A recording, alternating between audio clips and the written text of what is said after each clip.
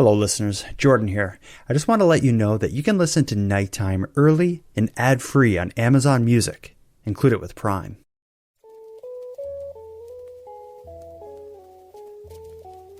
You are listening to Keep Canada Weird, a weekly weird news roundup by the Nighttime Podcast.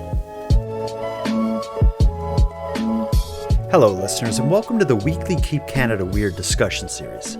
If you're new here, I'm Jordan Bonaparte, and Keep Canada Weird is the venue in which my pal Aaron Airport and I seek out and explore the more offbeat news stories that played out across Canada over the past week. In tonight's episode, which we recorded on February 27th of 2024, Aaron and I talk about travel and sex. We hear about the shameless man who's been squatting in a dorm room of a BC flight school ever since he dropped out 2 years ago. We're going to choose sides in the High River Horse War, and we'll trip over ourselves while attempting to understand the Toronto Glory Hole Trickster incident. Let's get into it. Handsome Aaron Airport, we are back, baby. We're back and better than ever. And it's not like we've been far, but last week we did release an episode that was a bit different than typical. We didn't review the past week's weird news stories. We instead went far back in time. Not this week. This week we have to unpack one of the weirder weeks in Canadian history. But before we get into the stories we're going to be talking about, I want to hear about you. What's new? What have you been up to? I miss you. Oh, I miss you too. What have I been up to? Just the usual, a lot of the usual. The weather has always been a thing, but it's kind of calmed down recently. I'm going to be making a move here. Whoa, what do you mean? Well, I'm going to be selling my home. What? And moving where? I'm moving into an apartment just for, on kind of a temporary basis. Okay. This is a weird intro because I'm learning this now. I thought I talked to you a bit about this. Never mentioned it. No, I did when the idea was in its infant stage. Okay. But okay. Admittedly, my memory is at the cusp of disability, so I'm not surprised that I forgot about it. But okay, well, that's exciting. So I guess what you're saying is if there's anyone out there in Keep Canada Weird Nation who wants to own a piece of Keep Canada Weird history, contact Aaron's real estate agent. Yeah. Once nothing is listed yet, nothing is ready to be listed yet. Yeah. So don't everyone call right away. No. I'll let you know on the show when the offers can come flooding in. So over the next 2 or 3 months, I'm going to kind of get the house show ready. Okay. And then and the apartment, thankfully, is very close by, so I'll be able to keep an eye on the house. And no effect on the show like this. You can still continue your important work here. Well, for the people that watch the live recording on Tuesday nights on a regular basis, they'll notice my background will be different. Okay. Oh, okay. Yeah. And that's not a filter that I'll be using. That'll be an actual, real new background. Okay. A different wall. Yeah. Well, this is very exciting. All right. So Keep Canada Weird Nation, there will be a real estate opportunity popping up in Cape Breton. And if you like helping people move, there may be some opportunities for that as well in the new year. In the new year? That just seems like I know it's not next year that you'll be doing it, but that just seems like it seemed like the right thing to say. No. I'm moving the end of this week. Oh, you tell me today. All right. Well, I'm excited for you. I'll be home soon and I'll help you. I'm coming home. Yeah. This is a very quickly took a turn into like a personal conversation. Let's get back to the listeners. We have some voice memos we need to hear. Okay. Are you done ranting about your move? I didn't think I was ranting, but I didn't realize that you were so new to that information. I apologize. Absolutely new. Well, you live in Cape Breton, you're selling a house and moving to another part of Cape Breton. So let's go to a listener in Cape Breton. Her name is Michaela, and she's just letting us know that cow patty bingo, which we talked about in a past episode, is not unique to the 1990s in Halifax. It turns out it's alive and well in Cape Breton. Hey Jordan, it's Michaela from Cape Breton. I was just listening to your podcast on the CP Allen High School cow incident that happened in 1994. I'm not sure if you're aware, but I thought I'd share this.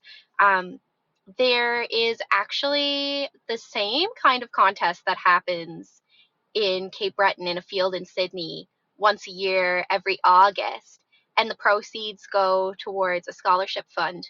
People can buy a grid square of the land for like $5.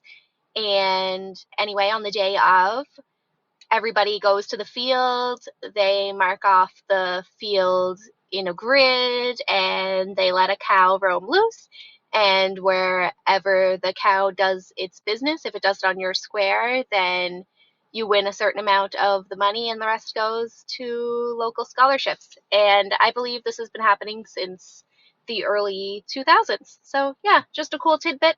Anyway, thanks so much. Love listening to your episodes. This seems to be a bit more controlled. It's out in a field somewhere, not on the school grounds of a high school.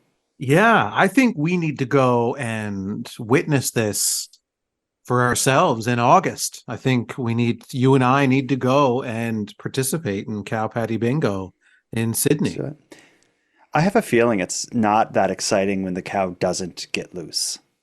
Like, do you just stand around for like 4 hours while you wait for the cow? Like, did it do its business? No? Okay, let's see. I don't know. We'll never know unless we try it. And I think at this point in time, we've talked about Cow Patty Bingo a lot on this show. And okay, yeah, that's a good point. I think we owe it to the listeners for us to put boots on the ground and go and participate in Cow Patty Bingo ourselves.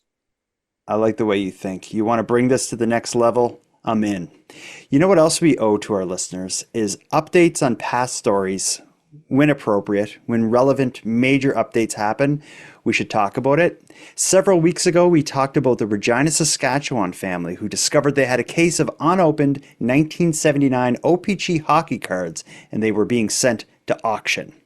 Well, I will tell you, Aaron, the auction just ended, and the result of the auction, like the discovery itself, is one for the history books. Wow. It's the 1979-80 season of O-Pee-Chee hockey cards with 768 packages inside. It was found by a family in Regina clearing out this home office. They didn't know they had it. Fresh as they come. The family has chosen not to go public, but the auction house that sold the 16 boxes says the family had a viewing party Saturday, watching as the bidding went past $5 million. We were texting them throughout the entire night, and they're floored. This is Wayne Gretzky and Edmonton. Now, what makes the box so valuable is that in the 79-80 season, a certain hockey legend started rewriting the record book. Wayne Gretzky was the league MVP his rookie season. Well, a Gretzky rookie card can be worth more than its weight in gold. In mint condition, they average about $150,000. In what the industry calls gem mint condition, they can sell for millions. So how about the newly discovered boxes? If you open up this entire case, you should get somewhere between 25 and 30 Wayne Gretzky rookie cards. Are you surprised at all to hear that auction surpassed the $5 million mark? I'm not surprised at all. In fact, I think it should go for more. Like, don't you? I don't know. I've been thinking about this a lot. Oddly enough, this story has just been in my mind. So, yeah, there must be. I would like to know more about who bought them. Like, of course, I can understand why the family selling them doesn't want to go public because they now have, $5 million. But the people who buy them, I wonder if it's like a person, a group of people. Is it a company? It could even be, some random card shop or something. Be interesting to know. Either way, I think that's a cool story. I'm glad that that discovery was made in Regina here in Canada. And I'm glad that family got $5 million out of it. Good for them. And the people that bought the box may never open it either. They may just sit on that box. Yeah. Mm-hmm.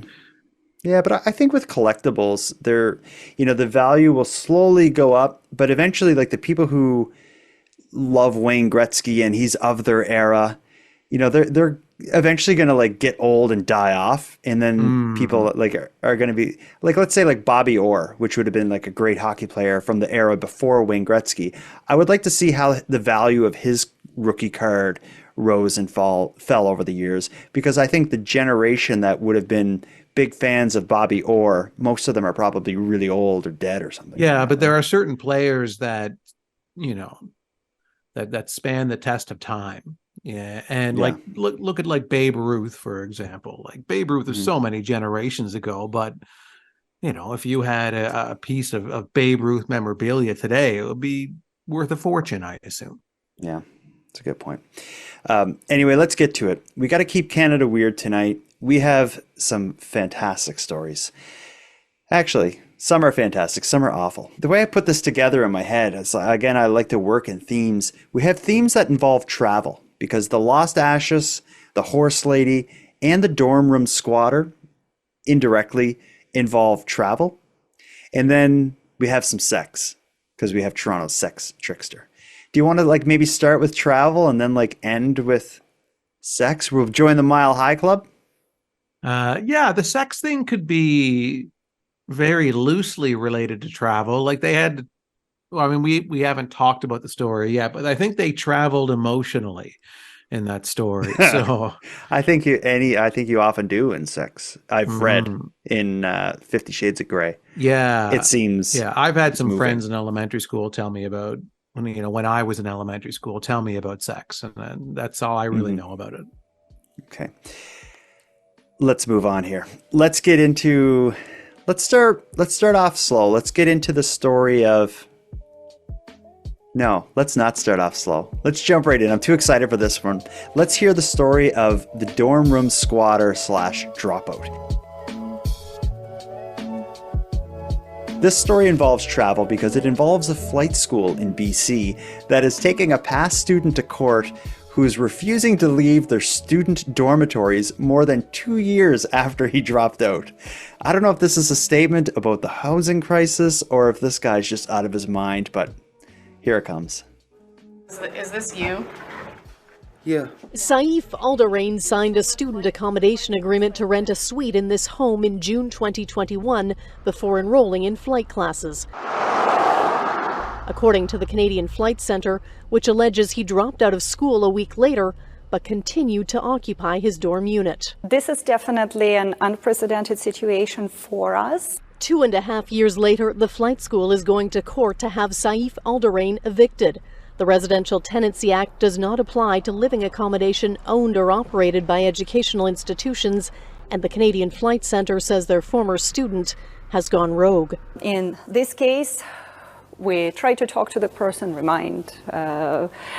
but eventually dragged out, and the person was not just refusing to leave, but almost barricaded himself. The BC Supreme Court petition alleges Saif Alderain has attempted to deny others access to the dormitories. On one occasion, an employee discovered he had tampered with locks operating 2 outdoor access doors connected to the suite. Batteries had allegedly been removed from the locks, making them inoperable. They claim that you won't leave your suite and that you've dropped out of school. To take video. Reached Thursday, Saif Alderain declined to comment on his housing situation. They have a case against me. Let it be in the court. Do you plan to stay here?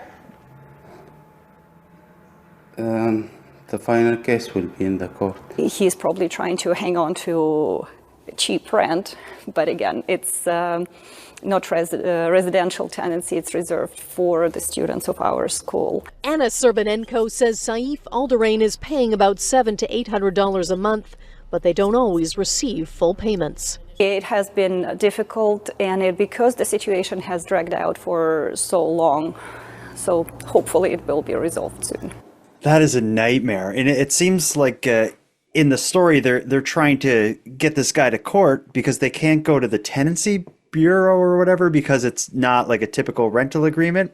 But it seems like because of that, because the Tenancy Act and all this stuff isn't involved, you'd think they'd have an easier time getting him out of there. Like if you were squatting in an office building or something, you'd think they could just call the cops and get you out of there. Where if you're renting an apartment, there's this whole thing where there's like a hearing and you have to give a certain amount of notice and all this stuff. This is a nightmare. Oh yeah, it's a nightmare. It reminds me a bit of that story we covered. I don't know, maybe it was last year or a number of months ago, where there was the gentleman who owned the house, and his mother, I think, lived in the main level. And then there was an apartment upstairs that he had rented to a woman But then this woman left and had just handed the keys over to her friend. And her friend just squatted there and had parties and wrecked the place. And there was nothing the guy could do to get him out of there. So he just had to kind of grin and bear it for a very long time. He couldn't just, this guy wasn't on the lease. This guy was never somebody that he had agreed to allow to live there. He was just literally squatting, and there was nothing the landlord could do to get him out. And this reminds me of that story. So even in this situation where there is no, regulation kind of governing this situation, you still just can't get rid of somebody who's not supposed to be there. And that's shocking to me. Of course, I'm not a landlord or any of this stuff, but it just seems so unfair that this guy can do that. He's dropped out of school more than 2 years ago, still living in a dormitory style housing. You would think that would be a bit of a risk to the other students, for one. Like, just this random person is like squatting. I don't like the thought of that, and just everything about it is wrong. I wonder how long he even went to that school. I wonder if that was a part of the plan. Like, I can go to that school for a couple months, get $700 a month housing, and just stay there forever. Seems to be working. Yeah, I don't know what his original motivation was. It's, for some reason, I had the impression that he dropped out almost right away, like after a week or two or something. That's kind of the way the article made it sound, but I don't know for sure. But it's, I wonder if what it was he just drops out. He realizes, like, oh man, I'm not in school no more. I got to get an apartment. And then as he looks around, everything's, 3 times as much as what he's paying. So he's like, I'm going to wait this out. Now, 2 years later, I guess this is the hill you're dying on. And this could go on for another year. So, yeah, it's going to court. You would think that you would just be able to call the police. The police would come and remove them from the property, and you'd be done with it. I've never quite heard of this before. I've been in dorm rooms and such at, back in the day. The idea of squatting and staying after you're done school, I just never would have considered that to be an issue. Well, imagine you live the rest of your life in your university dorm, just refusing to leave. It's like you're 70 years old and, you're still going to keggers and... in a way, it'd be awesome. In a way, it would be horrible. Yeah, but if you just refuse to leave, what are they going to do? Apparently, nothing. Yeah, go on the news. So many things the appeal process and the escalation process involves contacting global news, CTV, CBC, and talking about it on the news and having a reporter come and ask them about it. And that's seems to be what's happening here. Maybe being on the news will scare this guy off, but we heard in the news clip he is waiting to hear what the courts decide before he determines any of his next steps. I was surprised he came to the door. The news team shows up to the door of this residency, and he answered the door, and he wasn't saying much. He just kept saying, well, it'll be figured out in court, whatever. But why just not go to the door? Yeah, I was surprised to see him on there answering questions, but yeah, I guess shame is maybe not his strong suit. I guess not. I would like to know everything else that has shamed him in his life to bring him to this moment. That was the story of a battle between the former student and the school. Let's hear another battle that involves travel in a way, not air travel. This is the story of the horse lady of High River and her partnership with the mayor. Her name is Shelby Opheim, and she was threatened with jail time if she continued to ride her horse on the streets of the southern Alberta town of High River. But after a series of run-ins with law enforcement, she found a powerful ally in the town's mayor. And together, they're fighting back. Settlers began arriving here in the 1870s. Also arriving by horse 150 years later is Shelby Opheim, a proud member of High River's Western heritage. I love my horses, yes. My auntie was a barrel racer, so I kind of got into it when I was younger. 3 cream, 2 sweetener, and a honey cruller donut for the horse. She takes Charlie everywhere, even for coffee, to make him comfortable in different environments. Bomb-proof. I can scream, I can yell. Stuff like this shouldn't scare them. So this makes them safe. When he goes to a home, nobody's getting hurt, and he's not going to go for me. But about 6 months ago, Shelby and Charlie began running into trouble with the law. They have pulled me over 6 times in the last 6 months. The last time was Tuesday, and they told me that I was no longer allowed to ride in town. I couldn't have horses here. I could be arrested and put in jail. Townfolk didn't want any trouble, they said. My biggest thing was I had concern for her with the traffic, and knowing horses are just animals, and they don't know what traffic is all the time. So peace officers got legal advice and barred horses from the town. Horse feathers, said Shelby. Our bylaw says that we can. Our High River page you can actually go on says horses are a mean of transportation. The only issue is they poop. Tuesday, the mayor felt he had to step right into the middle of it. Sometimes you got to clean up the mess afterwards, so that's what we're doing. Turns out Shelby was right. Mayor Snodgrass says things got goofy when peace officers got legal advice without first going to council. We're the town of High River. We're a small ag-based community. Shelby's more than welcome to ride her horse in through town. You respect the public, you respect the other drivers, you're doing it safely. But the other thing is the drivers in their vehicles need to be doing the exact same thing. And that was that. I will continue riding in town as long as I am allowed to. The two settled things the old-fashioned way with a handshake. His first comment on this story is, I gotta say, I love that mayor. The way he handled that, this guy should be prime minister. Just this, it just makes sense. He just shows up, addresses the issue. You're allowed to ride that here. There's no law against it. You need to be careful and respectful of others. Other people on the road in their vehicles need to be respectful of you. They shake hands outside of a Tim Hortons. It's a very Canadian outcome. Mm-hmm.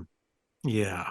But I can look at the look on your face tells me you have a different opinion. I don't care for this woman. What? I think she's great. I enjoy Shelby. No, I find her, I got to be honest, I find her smug. I think that, to be honest, I think she's an instigator. Really? Yeah, I do. I think they picked the fight with her. No. I think she was looking for it. Really? Oh yeah, she knew she couldn't do it. And she was out just flaunting her horse for everyone to see, going through drive-throughs of Tim Hortons of all places. Good. That's a good point. Yeah. I don't care for that either. And I wonder, I thought that I was just, to interject here, I kind of suspected maybe the news put her up to going through the drive-through, because that is a good moment of news. Oh no. She does this all the time because she's like, I get a coffee for me, and I get this for that person, and I get a honey cruller for my horse. Because I'm an idiot. Great impression. Yeah. I can do whatever I want. And you know what the common theme in these stories are? It's not travel. It's vigilantes. People who are going against the law to basically do whatever they want, no matter what the authorities say about it. So this guy stays in this dorm, this room, when he's supposed to be going to flight school and he's not, but he wants to stay anyway, and he just does it, no matter what anybody tells him. And then this story here, this woman wants to ride. Her name is Shelby. Her name is Shelby, and she's a nice person. Right. No, you don't know her. Go on. No, you don't know her. I can read her. She's a jerk. I just know it. She wants to ride her horse wherever she wants. And nobody's going to tell her any different. And it's only a coincidence that the mayor just happens to agree with her. It's not that he agrees with her. There is no law against it. So why can't you? But if the police are telling her not to do it. Oh, police never make mistakes. They always get things right. Yeah, but maybe there's a reason. We live in modern society now. And we see a lot of issues with you riding your horse wherever you want. Yeah. Because she was... jump on an e-bike like a regular person. She was riding it right down the middle of the street. Did you see that in the clip? You think that's okay? That is true, yeah. And then the horse is crap. Was... You think she's... So she's riding down the middle of the street. And her horse has explosive diarrhea, and it's just crap everywhere. You think she's getting off the horse all the time, every single time, stopping traffic so that she can get in the middle of the street and pick up all the crap from her horse and then getting back on. Like, do you know how disruptive that is to the regular flow of traffic? Well, here's the thing. My thought is, why should she have to pick it up if it's just on the road? Different if it's in a parking lot or a drive-through. No. It's people's tires are rolling in it. Their tires reek. Who cares? Your car is going to reek, man. That's going to cling to your tires for days. Like, that's awful. No, people will have to be cleaning their tires when they get home because they're covered in horse crap. Like, you know, the scene from Back to the Future when, like, you know, Biff is chasing Marty in the car in 1955, and Marty fashions the skateboard out of the thing that the little girl was riding, and he ends up like being chased to the point where he moves out of the way, and then Biff like slams into the cart filled with horse manure, and it spills all. That's what's going to be happening in this town because of this woman. That kind of a horse manure chaotic scene is going to be a weekly occurrence now, because now the mayor has said, yeah, go ahead, do whatever you want. And so now everyone in the city is going to be getting horses. Joe idiot with a horse who's going to come down and be like, oh, we can ride our horses wherever we want. This is great. This town is lawless now. Wow, that could be the outcome. I don't know. This is an interesting story. I guess we'll see where it goes. But I think if Shelby can be respectful of the community, I don't imagine they're going to get a new bylaw on the books, because that's what it would take. It would take some kind of change in the town's bylaws or something to prohibit horses for use as transportation. One other thing before we get back into it, this was referred to as a egg. The mayor said, we're just a small egg town or something. Did you catch that? No, I didn't catch that. Okay, I think this. I don't know the town that this takes place in, but I think that the town is High River. I think the town's like economy is based on eggs. Yeah, well, a horse can crush an egg pretty easily, so they should get rid of them. Okay, it's going to destroy the town's economy, and the tires are going to stink. Everyone's stinky tires when they're going to pick up broken eggs that the horse has stepped on. I don't know. This woman, just her attitude. I didn't care for her attitude, and just the way she talked to the camera, and the way she's just like, no, I'm going to do whatever I want. I don't care. Yeah, we're going to end disagreeing on this one, because I think she's all right. No, I don't like her. Let's move on to the final story related directly to travel. We're going to be moving. We go from a flight school to horseback. We're going to be now back to aviation. This is going to be related to lost luggage, but a pretty unique story of lost luggage, because there is a lot of lost luggage stories.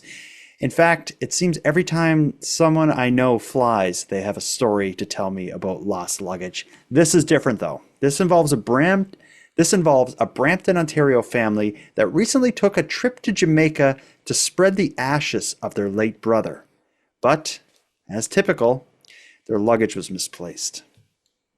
And so were the ashes. The family was taking their brother's cremated remains to Jamaica for a service. They put them in a checked suitcase, but when they arrived, the luggage was missing and it's never been recovered. It will be a miracle if we'll be able to get that luggage back, but we're still hoping. Before Conroy passed, he had a final wish. He wanted his cremated ashes to be placed next to his mother's gravesite in Jamaica. We should take some of his ash and put beside our mom. A group of family members flew to Jamaica for a memorial service last March, but when they arrived, the checked suitcase that contained their brother's remains had gone missing. Without Conroy's ashes, the service didn't happen. There was no body or more ashes for the service to take place. It was very, very sad, very depressing. Charles says he phoned the airport in Jamaica, went there several times, and filled out a missing baggage form. When he returned to Canada the following month, he says he also contacted the airline, Air Canada, and was told when the suitcase was recovered, it would be sent to him. But it was never found. The luggage is missing. and we've had no form of compensation or even kind words. In a statement to CTV News, the airline said it was very unfortunate, but said while the family informed the airport, it only learned of the lost suitcase 3 months after it went missing, so it was not possible to track the suitcase or provide compensation. Air Canada added, cremated remains may be taken on board in your carry-on luggage, provided they are stored in a material that can be security screened. Charles feels he did provide Air Canada with the proper information and feels terrible he was not able to fulfill his brother's final wishes. It let me feel bad, like I let him down with that. And while you can't take cremated ashes on an airplane, for international travel, there may be different rules depending on the country. You should check to see if additional paperwork may be required. At this point, I think for everybody involved in this, it's a lose-lose. They're lost. Yeah, there's a lot of things lost in this story, but I don't know. It's unfortunate. It's sad to hear about the lost ashes, and a lot of it doesn't make sense, though. A lot of the I feel the same way. A lot of the stories we hear about luggage being lost, it's often like, a guitar was smashed. That's a common one, or like some expensive, valuable thing was mistreated in the whole process.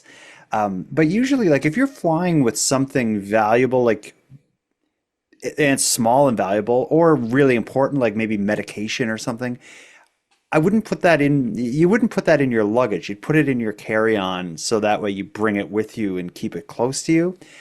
I couldn't imagine getting on an airplane and putting cremated remains in the checked baggage. Yeah, I couldn't either. Now they clarified at the end. I mean, Air Canada said as long as it's in a packaging that can pass through security and be checked, they can carry the ashes on with them in their carry-on. Mm-hmm. But then at the end of the news broadcast, it said, Air Canada does allow it, but possibly not for international travel. Yeah, I felt that. I noticed that as well. It seemed like maybe there was two different ways or two different kind of sets of rules for Air Canada versus international travel. But it must be a common thing. Like people would be bringing remains around the world. So that must be the kind of thing that comes up a lot. I can't imagine the airline would want the liability of having it checked. No, like in a checked bag. I mean, sad story. The other option would have been to mail it, maybe. Oh God, you trust that? Well, who do you trust? Who do you trust? I'd want it in my pocket. Yeah, I would too. Like, see, I don't know if they had any other barriers in terms of, because they were going on international, like they were flying to another country, right? Yeah, Jamaica, which isn't in Canada. Yeah. So maybe they were allowed to bring it on in Canada, but I don't know. Could you not just sneak it? But I guess imagine you got caught at border services with like a pocket full of like gray powder in your pocket, and they're like, "What's that?" It's in your sock, and they're like, "What is this, sir?" You have to explain. Well, it's actually my brother. It's enough of my brother to fit in a sock. The rest is at home. Yeah, but then if you explained it, I think they get it. Like, I don't want to check it. Because if they lose it, and the way they are here, they lose stuff all the time. I didn't want to do that. They won't let me carry it on. I had to, put it in a balloon and swallow it or something. I watch a lot of those border patrol shows. Oh, you do? So I know how people the get balloon stuff is a common. Yeah. And so is like taking luggage and hollowing out the bottom and like putting stuff down in there. But would your dead brother, who's now in the form of ashes, rather be inside a lost piece of luggage or up your ass? Yeah, that's a good question. I think there's more respect in the lost luggage than to be up your ass and then eventually making it to Jamaica. True. That's but true. I mean, you're not going to be able to put all of them up there. I mean, there's a lot of ashes in there. Yeah, but often when there is a lot of ashes when someone's cremated, but it gets divided up amongst people, like would they? I don't think they would have to take all. I don't know what he asked for in his last will and testament, but I don't know if he would have asked to have all of his ashes brought. But here's like, why not just like a little baggie or something that you could stick in your. In your. What about this? You remember? I think it was just 2 weeks ago. We heard the story of the people who wanted to get the money back from their grave plot because it was like a couple hours away, and it was the grave. They bought a grave plot next to their parents, but then they moved a couple hours away, and they didn't want it anymore. They weren't willing to drive like 2 hours to see their parents' graves. This guy's flying around the world to help his brother, get close to his mother. Yeah. It's great. Yeah. I think there's something to be said about family. It makes those two people who were trying to get their money back on their grave plot look even more like jerks, That's you're damn right. Speaking of jerks and there's kind of a double entendre there. But speaking of jerks, let's get off on our next story. This story is about sex, and we don't go here often on Keep Canada Weird. Yeah, because you and I, we don't know a lot about sex, you and I. And I think we're going to learn enough about sex in this to tell me that I don't want to know anything else about it, because this is a very weird story.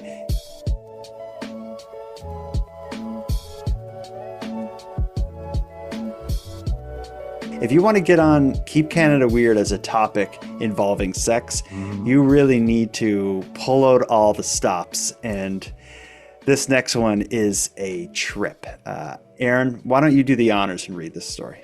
I am honored that you would bestow on me the opportunity to read a story about glory holes.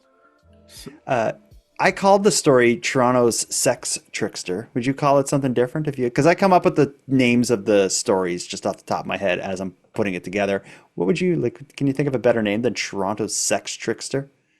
Toronto. Because there is a trick in this story. There's a trick for sure. I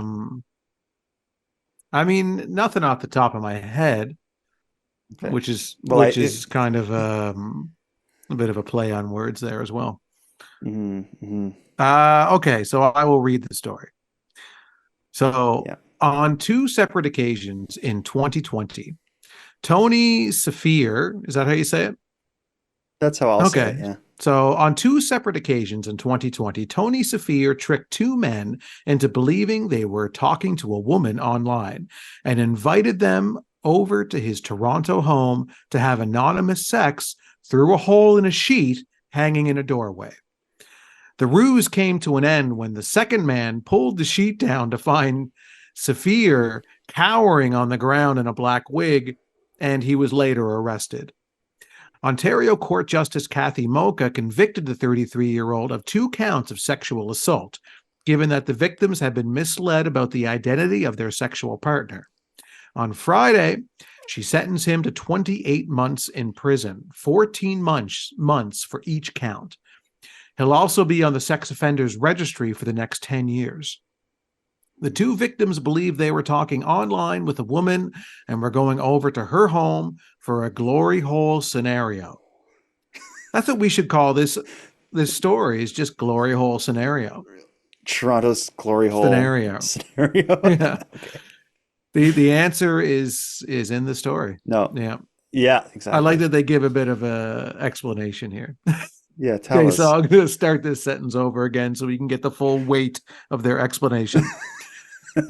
So here's how the professional journalists describe it. The two victims believed they were talking online with a woman and were going over to her home for a glory hole scenario. That is, a hole in a wall or other material through which people can engage in typically anonymous sex. Or other material. I love that. Well, in this case, a sheet, so they had to be clear. Bed sheet, yeah. So as instructed, the victims walked into the home and put their penises inside a hole in a sheet hanging in a doorway. Wait, before we go any further, should I, if anyone has any kids in the room. Oh, it's too late. They've already heard too much, but get them out now before Aaron gets to the next part. So as instructed, the victims walked in the home and put their penises inside a hole in a sheet that was hanging in a doorway. What happened next? Oh, then it gets really good. Oral sex was performed, and then it became penetration without warning, which both victims believed was anal. Okay. Mocha rejected Safir's testimony that the men were in fact communicating with a woman named Angela, who he said had access to his home. Oh boy. The judge concluded that Angela was a fictitious person created by Safir. Obviously. Yeah, of course. He pulled down the sheet and Safir was right there wearing a wig. His story is filled with holes. Safir. Oh, God. Yeah. Oh, yeah. Anyway, this whole story is going to be edited out of the podcast, I think, but we'll keep going because no, let's keep going. I'm enjoying this, even if this isn't a podcast. Even if it's just you and me sitting in a room alone, reading this article together, laughing to ourselves. Okay. In her sentencing decision Friday, Mocha found that there was no evidence of real remorse or appreciation of harm done on Safir's part, and that his offenses involved a fair degree of planning. He had to go out and buy the wig and stuff. So the method he used of the glory hole, using a wig, telling the victims they had to be quiet so he wouldn't have to speak to them, all helped to maintain the illusion that he created in his communications that the victims were engaging with a woman, the judge said. The two victims now question their judgment and feel self-doubt and guilt, Mocha said. As with most victims of sexual assault, they wonder if they are somehow at fault or what happened or could have done more to prevent it. They feel shame and are unable to confide in those close to them. I like this next part. I'm excited for this. The lawyer representing Safir, yes, I love this part too. The lawyer representing Safir has suggested that the effects of the COVID-19 pandemic led to poor decision-making by Safir. But Mocha said there was no evidence of that. Many people during the pandemic had difficulty making personal connections and were creative in how they dealt with it, the judge Mocha said. Yeah, Mr. Safir is here because he committed criminal offenses that negated the ability of the victims to choose how and who they engaged with. That is a roller coaster. I can't believe that happened. Oh, it's wild. So I guess we don't even need to suggest or theorize or speculate on what happened. First of all, there's no way this Angela person is fictitious. His idea, for him to go into court after being caught red-handed and say, there's this person, Angela, who has access. She did it all. It's like, no, they should throw the book at this guy. He's a deviant. You should never trick anybody into a situation like that. And they send him to the one place that he could never do something like this again, a male prison. Mm-hmm. It sounds like he wanted to go to prison. Yeah, he's like, yes. Finally. Only 24 months? Finally, somebody took me to court over this. I've been doing this for so many years trying to get to prison, and nobody would charge me. Here's the thing, this obviously it's some kind of kink that this guy has, which there's no shame in having a kink, but there is a ton of shame in the lack of consent the people that he's engaging with were able to give. Certainly there's a way that he can explore this dangerous side of his sexuality without tricking people on the internet. And if the tricking is what gets him excited, then that's a really big problem. Because if his kink is the dishonesty part of it, yeah, that's bad. I think it is the dishonesty part of it that probably gets him off the most, because I'm sure he'd have no problem finding willing participants online that know who he is and know that he's a man in a wig and would show up to his whole cutted sheet and penetrate it. I don't know what to say here, but I'm sure he would find willing participants that are aware of all of the realities and are fine with that. But I think in this situation, it seems like it's the pulling the sheet over their eyes aspect of it that I think he enjoys the most. why do you think the second guy pulled the sheet down? Do you think he suspected something? I'm sure there was probably some suspicion about it. Yeah. Yeah, that's true. I don't want to think about that. Then the second guy is the one who pulled the sheet down and saw him in a wig. I wonder how the first guy found out. I guess the second guy went to the police, and the police somehow figured out there was this other guy who was there, a couple nights earlier. Imagine getting that call. Yeah. And if that is how, in fact, they ended up connecting with each other and both charging him. Like maybe they knew each other prior to this. Maybe I don't know. I doubt they are going to speak publicly about this. Yeah, that is an interesting aspect of it. I'd be curious to know how they. Yeah, like was it the way you said, or was it another way? I don't know. Imagine getting that. The cops. Hello, this is the Toronto. My name is Constable whatever from the Toronto Police. Were you involved in a glory hole like scenario a few nights ago at an apartment building? Yeah.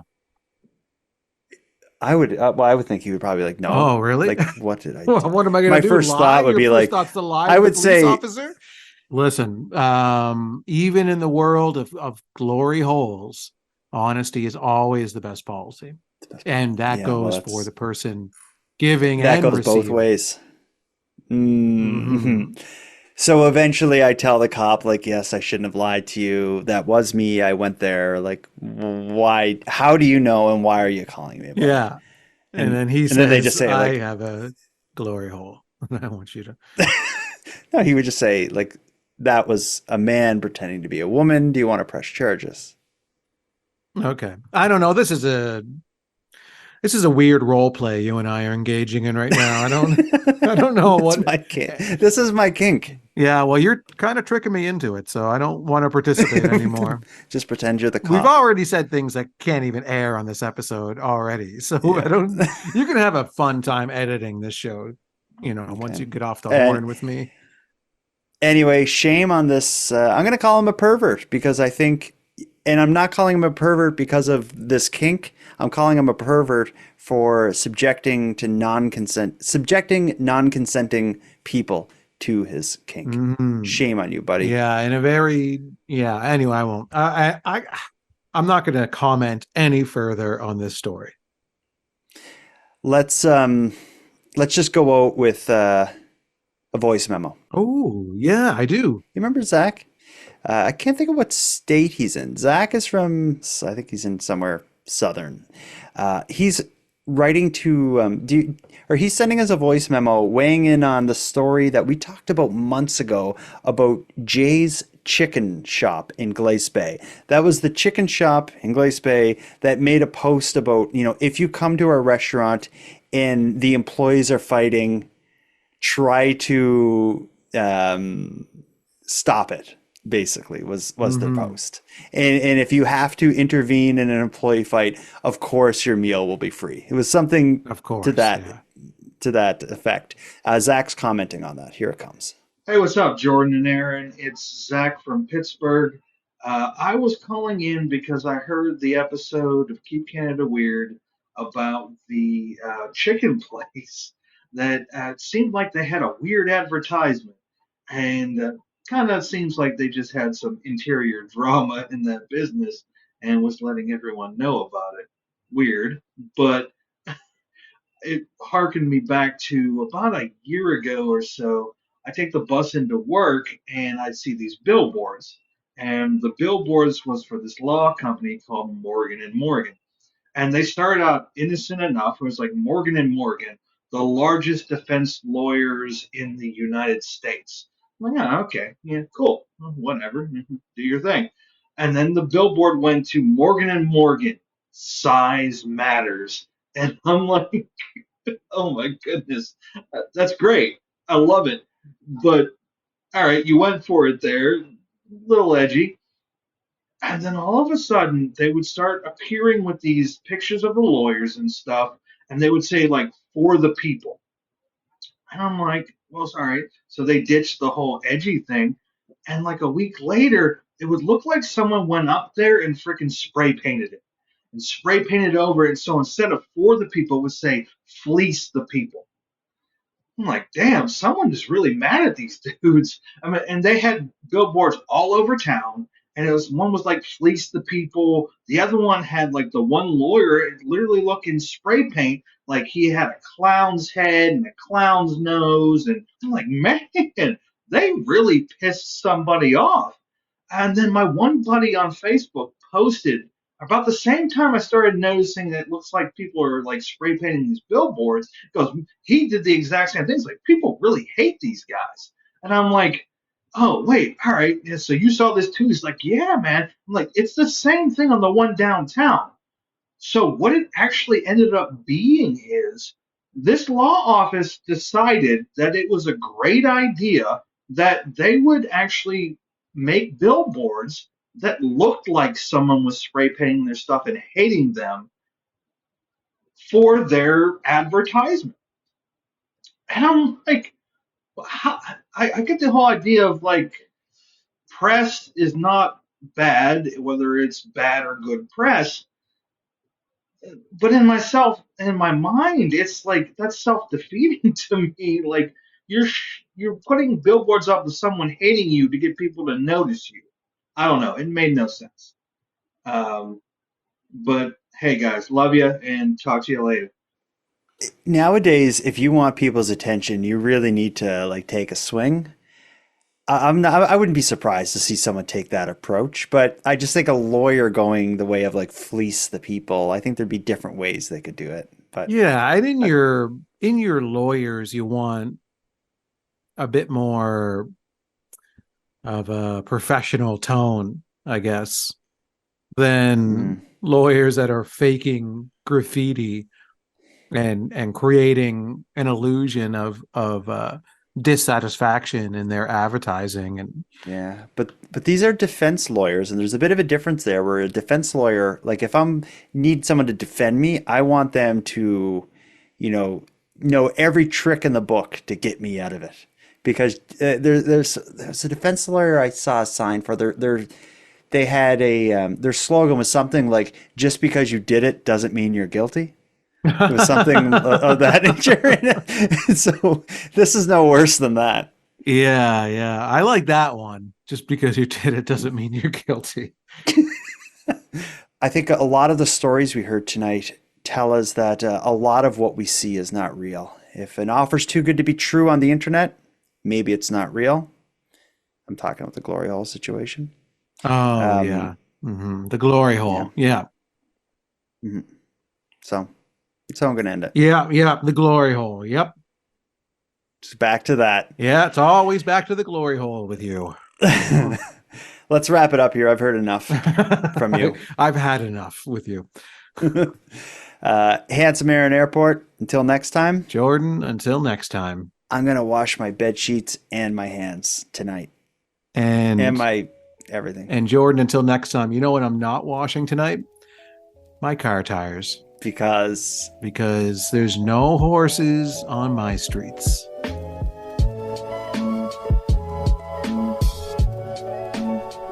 I want to thank you for helping Aaron and I fulfill our mission to keep Canada weird, but let us also call out to you for even greater support. If something weird happens in your part of the country, we want to hear about it. And if you have any thoughts, opinions, or theories on any of the stories we discussed tonight, we want to hear about that too. The best way to reach us is by sending a voice memo using the app built into nighttimepodcast.com/contact. We're excited to hear from you. Now, before we part here, let me end with some thanks. First, a big thanks to Aaron for sharing an evening with me and with you, the listeners of Keep Canada Weird. A big shout out to the internet's favorite cult leader, Unicole, who provides the intro and outro voiceovers for this series. And then lastly, but most importantly, a massive thank you goes out to each and every one of you listening to Nighttime, as without your interest and your support, this show would be as pointless as it would be impossible. Now, on the topic of support, let me thank the newest subscribers to the premium feed. Melissa, Laura, and Ryan, thank you for going premium. And for anyone else who'd like to support the show, you can help us out here in a variety of ways. The best way is by listening on the premium feed. It costs just a couple dollars a month, and that money funds the creation of the show. But the premium feed also gives you the episodes 2 days early, gives them to you ad-free, and gives you access to a full back catalog of Nighttime and Keep Canada Weird episodes. If that sounds like something you're interested in, you can go premium right now at patreon.com/nighttimepodcast. And even if you don't want to go premium, you can still support this show by simply sharing this episode on social media and letting all your friends know why they should listen. We appreciate your support in growing this. Now, until next time, take care of each other, hug your loved ones tight, and let us know if you see anything weird. Keep Canada Weird is written, hosted, and produced by the Nighttime Podcast.